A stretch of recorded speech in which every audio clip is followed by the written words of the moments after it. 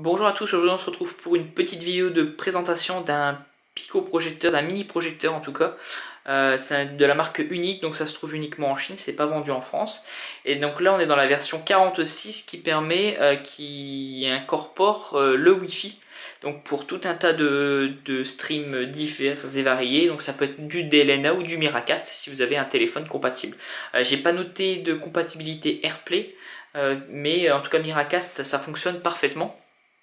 Donc vous avez une petite télécommande aussi qui est fournie, alors qui fonctionne pas super bien parce qu'elle est très directive, il faut vraiment être devant l'appareil pour projeter. Quand je me disais, comparé à un iPad 2 mini, vous voyez, un iPad mini c'est la même taille à peu près. Et en termes d'épaisseur, bon, c'est un peu plus épais mais ça reste quand même quelque chose de très petit et de très léger. Surtout vous avez tous les boutons ici et vous avez surtout toute la connectique qui est située sur le côté.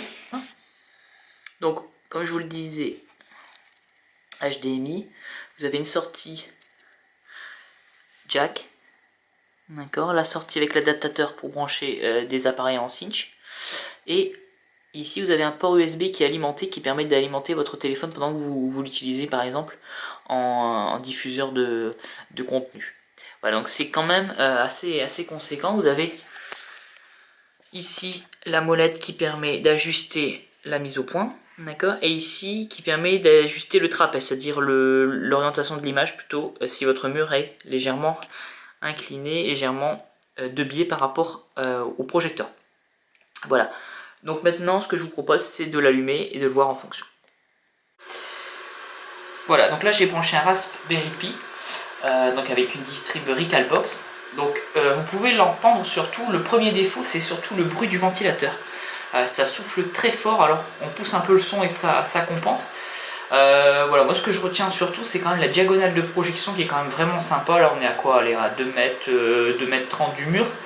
Il y a quand même une très belle diagonale. J'ai fait exprès de cadrer largement pour que vous puissiez vous rendre compte un peu par rapport à la prise de courant des dimensions. Ouais, je vais lancer un petit jeu pour que vous puissiez voir un peu la fluidité du truc. C'est ça. J'ai plus de sauvegarde sur celui-là. C'est le premier. Donc là il y a un petit haut-parleur intégré. Mais ce que je fais, alors en tout cas là sur l'émulation c'est pas possible. Mais vous avez la possibilité d'utiliser une enceinte reliée par un câble jack. Donc là je l'ai pas fait. Mais vous avez une sortie casque donc qui permet d'utiliser cette... je retrouve un câble pour essayer avec une Soundlink que j'utilise en Bluetooth mais j'utilise pas en... Voilà, comme vous voyez c'est parfaitement fluide, ça fonctionne quand même pas trop mal. Et c'est agréable de pouvoir voilà, une seconde télé. Alors ça remplacera jamais un projecteur type BenQ 1080 ou ce genre de produit. Mais là on est sur un projecteur qui est vraiment à 69 €, 68 €, j'ai acheté sur Gearbest. Donc c'est quand même loin d'être mauvais.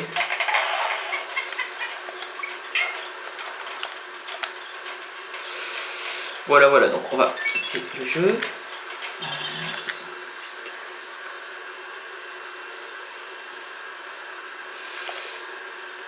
Je vais vous montrer d'autres fonctionnalités. Donc vous avez un petit lecteur multimédia intégré. Vous pouvez zapper via cette télécommande qui est à contre-jour, donc on ne voit rien.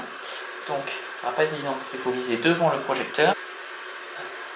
Donc vous avez la sortie avec un câble qui s'adapte avec 3 entrées cinch.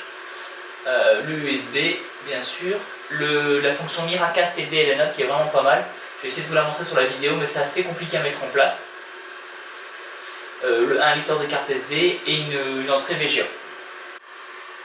Voilà, je vous présente à présent la fonction Miracast. Donc comme vous pouvez le voir, ça diffuse scrupuleusement ce qu'il y a sur mon téléphone. Je vais lancer une vidéo, peu importe. Hop. Voilà. Et si je bascule le téléphone, voilà. Alors au début ça bug un peu, mais je peux vous assurer que c'est largement regardable. Il y a quelques petits artefacts de temps en temps.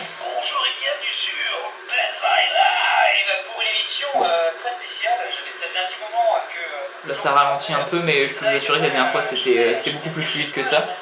et c'est quand même vraiment pas mal. Alors par contre ce que j'ai essayé c'est de récupérer des vidéos sur le NAS et les streamer là-dessus, c'est trop lent. Là par contre ça ralentit beaucoup trop. Donc je me sers dans ce cas-là d'une sortie HDMI du téléphone, de la tablette ou du Raspberry. C'est la solution la plus adaptée.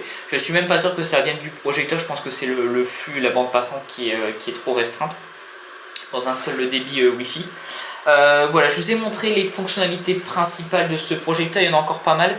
J'ai vu que dans le mode Miracast DLNA, il y avait une troisième fonctionnalité dont je ne me souviens plus bien. C'est assez compliqué à paramétrer cet aspect-là, sinon ça fonctionne quand même vraiment bien. Pour le prix, je le répète, 68-69 € selon le site où vous l'achèterez.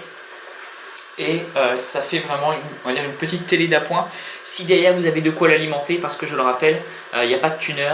Et voilà, il faut vraiment un appareil qui va alimenter l'appareil en flux vidéo. Voilà, je vous dis à bientôt pour une prochaine vidéo. Salut à tous.